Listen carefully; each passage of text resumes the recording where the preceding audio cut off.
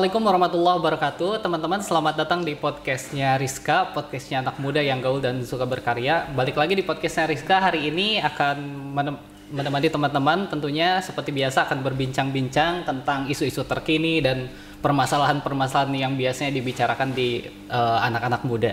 Hari ini seperti biasa saya tidak sendirian, saya sudah ditemani salah satu sahabat saya, sama-sama Rizkader dari sinematografi. Kebetulan beliau namanya adalah Bang Ihsan. Assalamualaikum Bang Ihsan. Waalaikumsalam. Kabar baik, San? Alhamdulillah kabar baik. Kabar baik. Hari ini terima kasih sudah mau datang di podcastnya Rizka. Seperti biasa nih kita bakalan ngobrol-ngobrol seputar ya isu-isu terkini dan lain-lain di podcast Rizka. Tentu dengan santai aja gitu, San.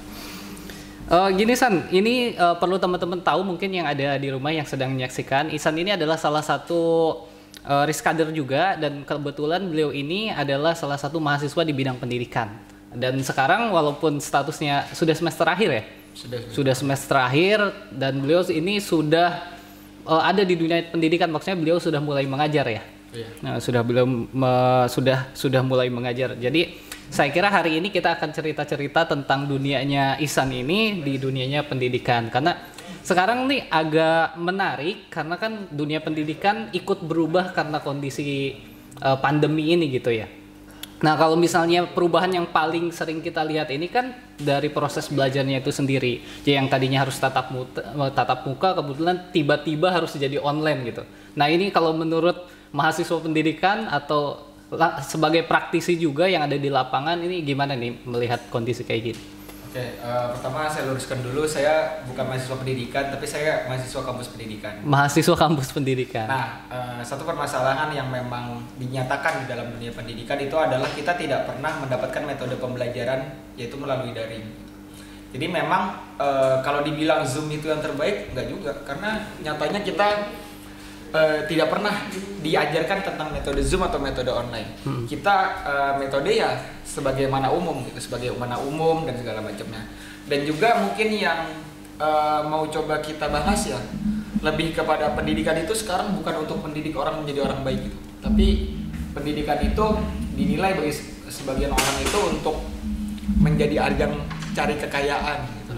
Nah, ini yang jadi apa ya? Ini yang jadi prihatin juga buat kita semua. Dimana ya kita prihatin, tapi boleh jadi kita juga termasuk yang bagian dari kerusakan pendidikan ini gitu. Karena kita cerita sedikit ya, mungkin kita kalau lihat gitu, jurusan-jurusan yang diinginkan oleh mahasiswa itu rata-rata tidak jauh-jauh dari akuntansi, kedokteran, teknik, mesin, segala macam. Jurusan yang pada akhirnya akan menghasilkan uang lebih banyak gitu. Betul. Mereka goals ketika masuk kuliah itu ditanya, lu mau jurusan ini karena apa? Ntar gue lulus jadi ini, gajinya gini gede gitu. Padahal mereka melupakan esensi dari pendidikan tinggi. Esensi dari pendidikan tinggi itu menciptakan insan kuli, yaitu manusia yang beradab. Manusia yang beradab ini adalah manusia yang mampu meletakkan sesuatu pada tempatnya, di mana tempatnya Allah itu pada Tuhan. Di mana kita la ilaha illallah, tiada Tuhan yang berhak disembah selain Allah. Lalu bagaimana kita cara beribadah kepada Allah? Kita melalui Nabi Muhammad SAW. Ini yang sering luput di dalam pendidikan tinggi gitu. Bahkan kalau beberapa teman yang mengatakan kalau misalkan kita ikut mata kuliah filsafat ilmu itu, filsafat ilmu itu tidak membawa kita kepada esensi dari kebenaran ilmu itu, tapi filsafat ilmu itu mengantarkan kita kepada pemahaman-pemahaman sempit atau pemahaman-pemahaman yang bersifat fisik saja gitu tentang sesuatu. Misalkan contoh di dalam filsafat pendidikan itu kita tidak mengenal tujuan ya, kita tidak mengenal tujuan kita diciptakan gitu oleh Allah gitu. Padahal kita kalau baca kitabnya Imam Al-Ghazali yang berjudul Kimia Sa'adah, yang kimia kebahagiaan, kita lihat bab pertama itu tentang diri sendiri, mengenal diri, dan bab kedua mengenal Tuhan. Dan ini tidak dibahas di filsafat, di seluruhnya, di seluruh pendidikan, institusi pendidikan tinggi yang umum ya. Mungkin beberapa institusi pendidikan tinggi sekarang mulai memperhatikan aspek-aspek itu. Karena apa? Karena metode pendidikan sekarang sudah terbukti gagal untuk menciptakan manusia yang beradab.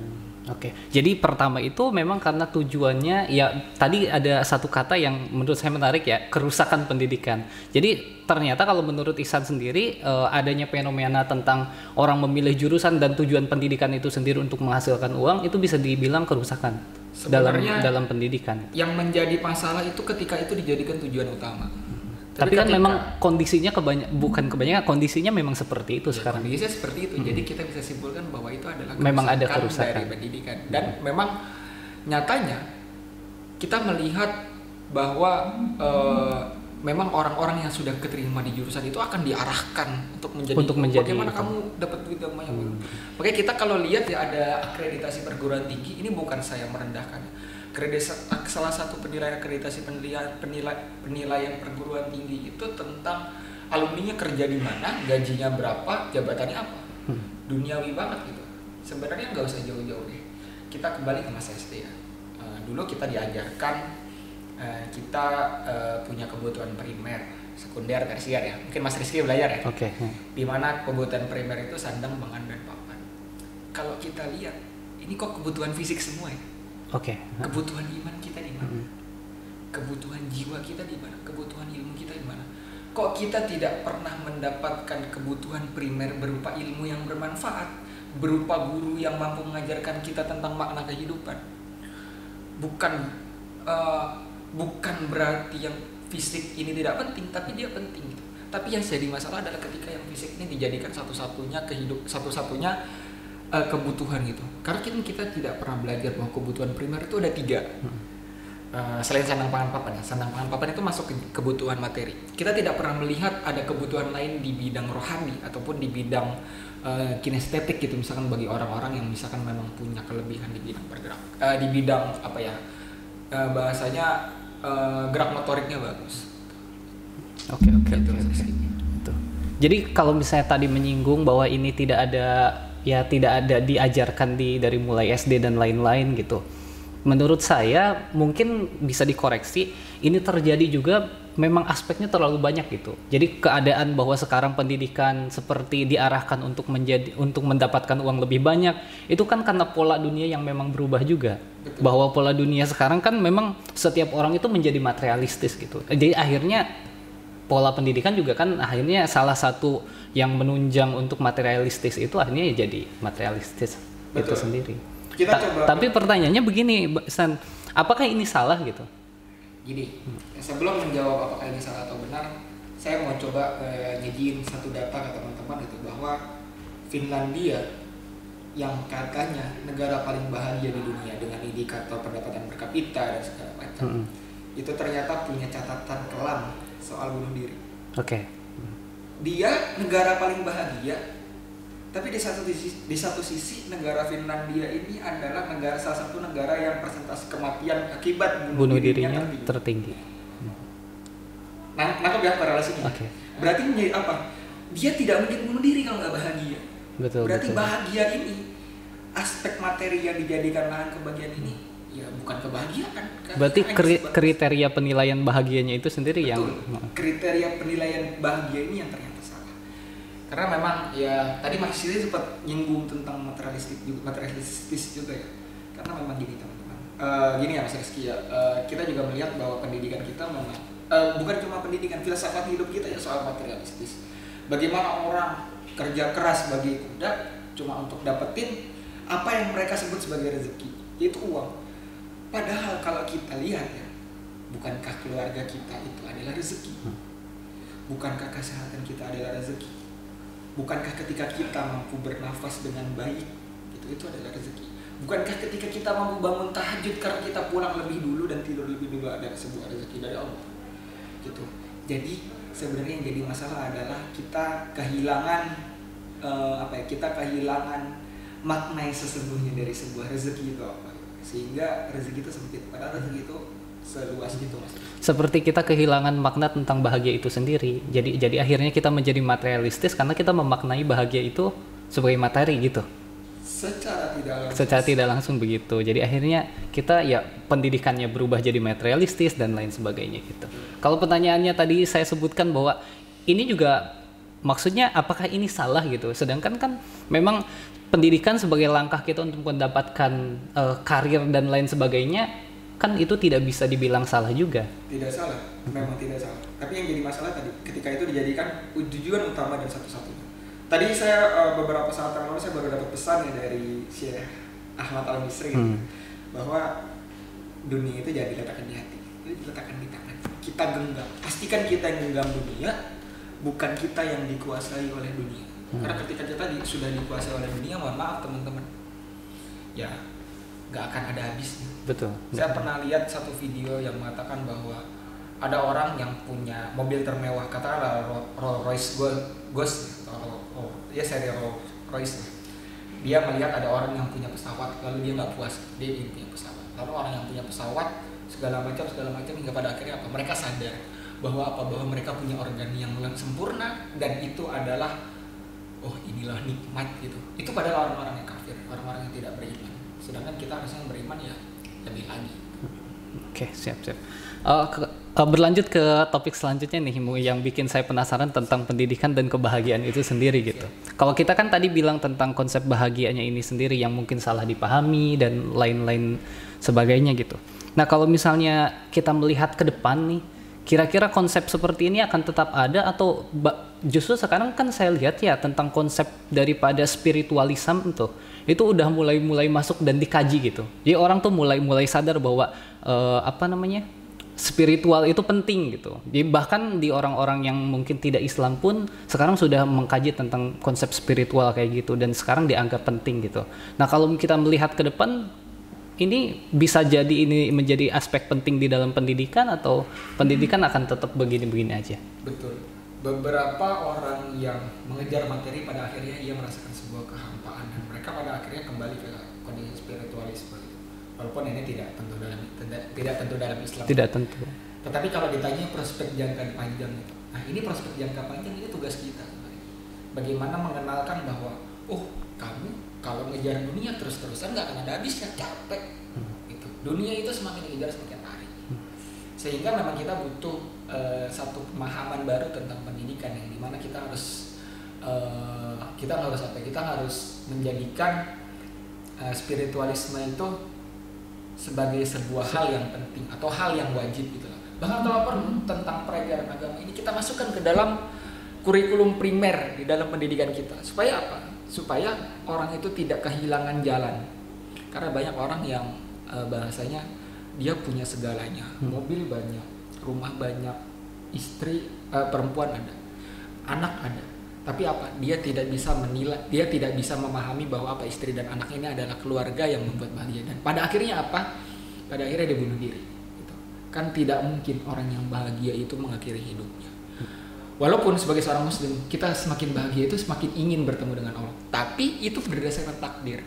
Kita tidak diminta untuk gantung diri. Atau mungkin di Jepang itu saya pernah dapat cerita kalau di Jepang itu ada ini Mas Rizky, ada hutan bunuh diri bukan? Iya, jasa bunuh diri. Oh, gitu. Jasa bunuh diri. Jadi pernah ada satu kisah gitu bahwa kamu jatah bunuh diri 3 hari lagi. Misalnya sekarang hari Ahad, hari Rabu kamu bunuh diri jam 9. Jam 7 pagi dia sedang beristirahat di sebuah masjid dan dia ketiduran gitu.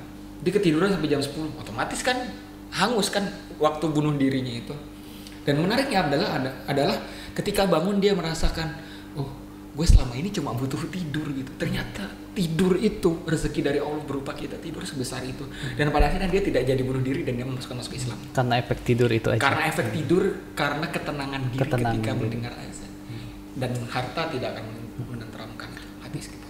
Berarti kalau misalnya kita lihat begitu, berarti materialisme itu berarti tidak menenteramkan harusnya ketika kita sadari betul-betul ya. Betul. Karena gini Mas Rizky, kita harus bisa membedakan apa itu materialisme dan apa itu materi. Materi harus kita cari untuk kebutuhan hidup kita. Tapi materialisme harus kita hindarkan. Materialisme itu berarti sifat. Materialisme itu sebuah ideologi. Yang menjadikan materi itu adalah segala-galanya. Oke, itu sangat penting. Nah, kalau misalnya kita melihat sekarang nih teman-teman yang memang ada di dunia pendidikan dan sekarang saya pun mungkin ya termasuk orang yang dulu beranggapan bahwa kalau misalnya saya masuk kuliah ya saya harus memikirkan ke depannya ini kira-kira berprospek atau tidak. Dan itu tuh pertanyaan standar sekali untuk semua calon mahasiswa menurut saya ya. Orang-orang pasti memikirkan bahwa ke depan saya akan jadi apa setelah kuliah ini. Nah kalau misalnya menurut Ihsan sendiri ini sebagai anak yang ada di dunia pendidikan, di kampus pendidikan gitu. Kalau misalnya melihat kondisi seperti ini nih, jadi banyak orang yang beranggapan bahwa pendidikan itu sebatas dari ijazah nih. Ini kalau menurut saya mengkhawatirkan gitu. Karena akhirnya tidak menciptakan pribadi yang lebih baik ini. Nah kalau misalnya menurut Ihsan sendiri, apakah konsep-konsep begini itu bisa diperbaiki atau dari mana kalau misalnya diperbaiki? Soalnya saya melihat ini sudah begitu pelik gitu. Ijazah bisa dibeli, tetapi ilmu dan pengalaman di perguruan tinggi itu nggak bisa dibeli.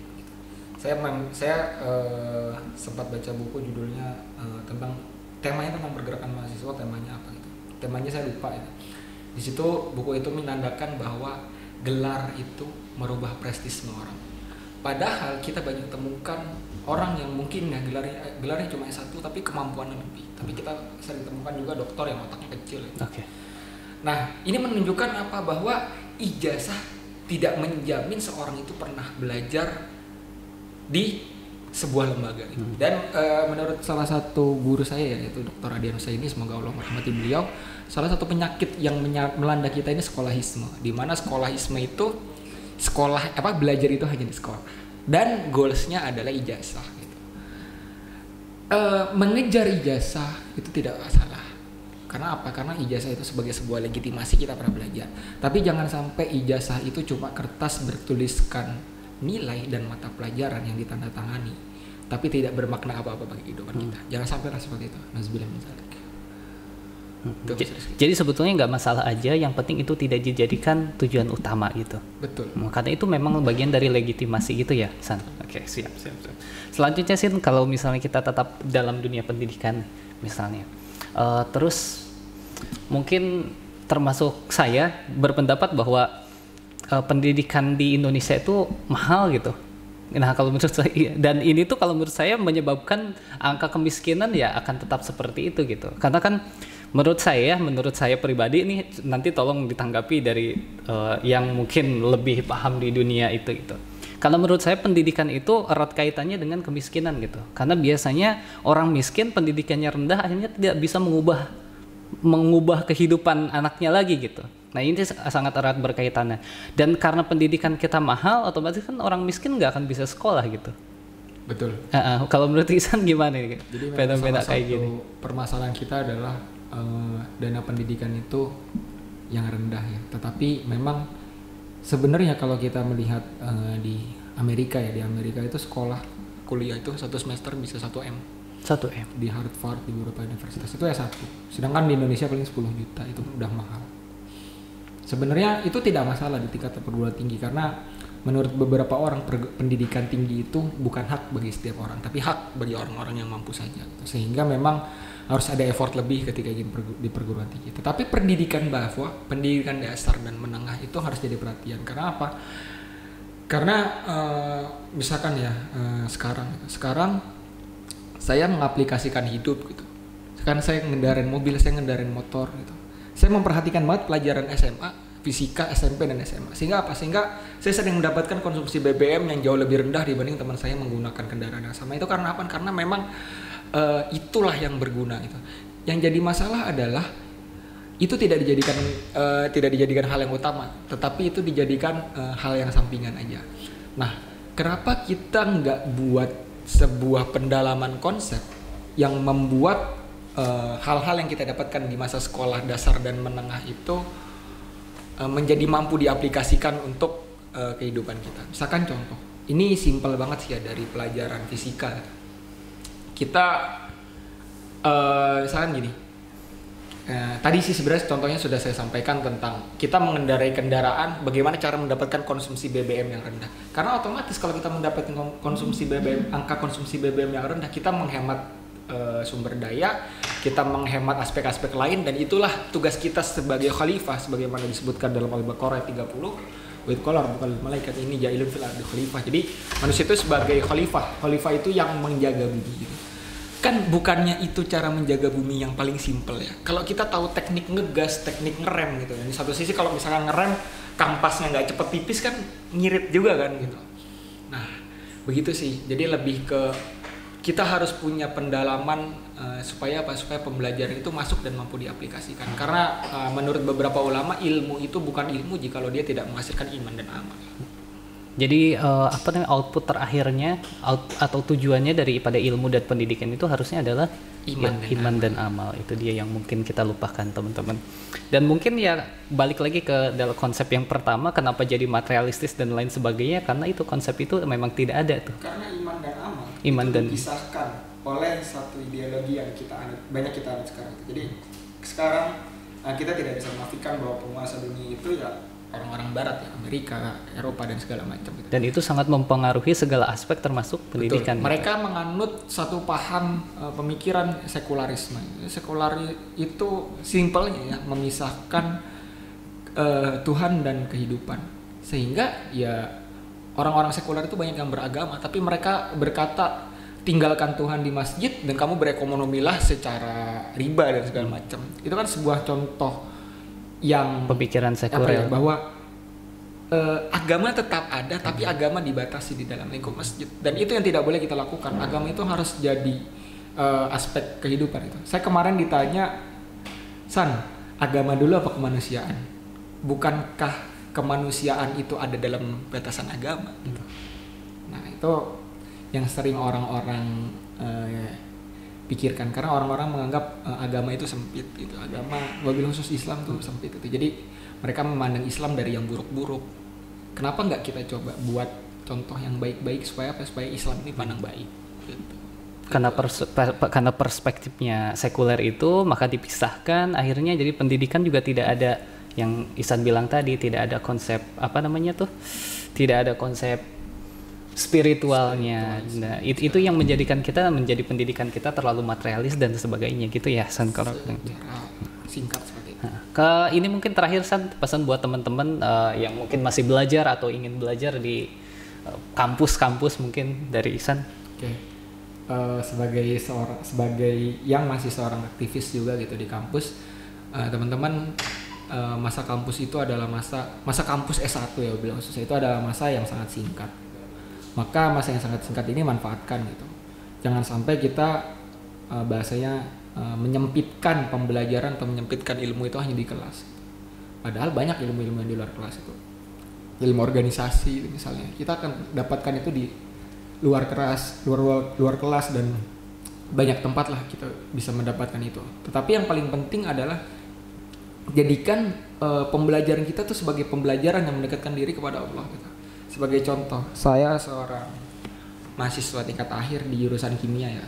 Ketika saya belajar tentang jadi kimia itu kan sebenarnya ayat-ayat kauniyah gitu. Dan dari situ saya menyadari bahwa wah, Masya Allah, Allah itu menciptakan segala sesuatu secara teratur ini dan serapi ini. Dan dari situ saya membuka mata bahwa teknologi itu sebenarnya teknologi ciptaan manusia itu nggak ada apa-apanya. Misalkan contoh bayi tabung kan kelihatannya canggih banget, canggih. Ternyata itu tidak ada apa-apanya dibanding mekanisme standar manusia yang melalui sperma dan ovum dan segala macamnya gitu. Itu tidak ada apa-apanya. Teknologi itu tidak ada apa-apanya. Karena di satu sisi memang manusia itu Allah berikan pengetahuan. Tetapi ingatlah bahwa ilmu yang didapat manusia sebanyak-banyaknya itu kayak kita nyemplungin tangan ke laut, kita angkat, itu yang jatuh itu ilmu kita. Sisanya itu ilmu Allah. Dan kalau kita pikir lagi, yang jatuh itu kan kembali ke laut, berarti itu kembali ke ilmu Allah gitu. Makanya disinilah kita penting untuk memahami spiritualitas gitu. Karena mungkin kalau bahasa expertnya kita harus memahami worldview ya, atau alam pandang, atau ru'yatul Islam dan wujud gitu kalau lebih dalam. Tapi kita nggak akan sentuh ke sana gitu, karena mungkin ini agak rumit ya, rumit dan harus di sesi yang berbeda kayaknya. Di sesi yang berbeda gitu. Tetapi intinya begini teman-teman, dalam memandang pendidikan, gitu, dalam memandang pendidikan kita tidak bisa melepaskan status manusia itu dari status-status yang lain. Misalkan contoh tadi ada podcast juga ya bersama Bang Lanang. Bang Lanang bilang bahwa kita itu manusia manusia itu ya manusia doang, tapi kita harus memahami kita juga punya peran. Kita manusia sebagai anak gitu, yang udah nikah, mungkin sebagai suami, ada sebagai bapak juga, lalu sebagai murid, sebagai segala macam gitu. Nah, peran-peran ini harus kita pahami dan kita selami dengan baik. Agar apa? Agar urusan-urusan yang Allah bebankan kepada kita itu tidak zolim kita lakukan. Dan juga kita harus jadi orang yang adil dan beradab gitu ya. Dimana adil itu salah satunya diajarkan oleh Nabi SAW, dan Nabi banyak mengajarkan tentang itu. Dan kalau bisa dibilang gitu ya, adil itu adalah kesempurnaan iman seorang muslim. Karena orang muslim ilmunya banyak tapi dia tidak adil, tidak mampu menilai sesuatu, itu ya nothing gitu, kosong gitu. Itu Bang Rizky. Siap Bang Ihsan, terima kasih banyak. Mungkin podcast kita untuk sesi kali ini cukup sekian. Bang Ihsan, terima kasih banyak sudah mampir di podcastnya Rizka. Juga teman-teman yang menyaksikan podcast di episode kali ini, terima kasih banyak. Saya kira untuk podcast kali ini cukup sekian karena memang waktunya yang kita tidak banyak, Bang Ihsan. Insya Allah kita akan ketemu di sesi-sesi berikutnya. Insya Allah. Terima kasih untuk yang sudah menyaksikan.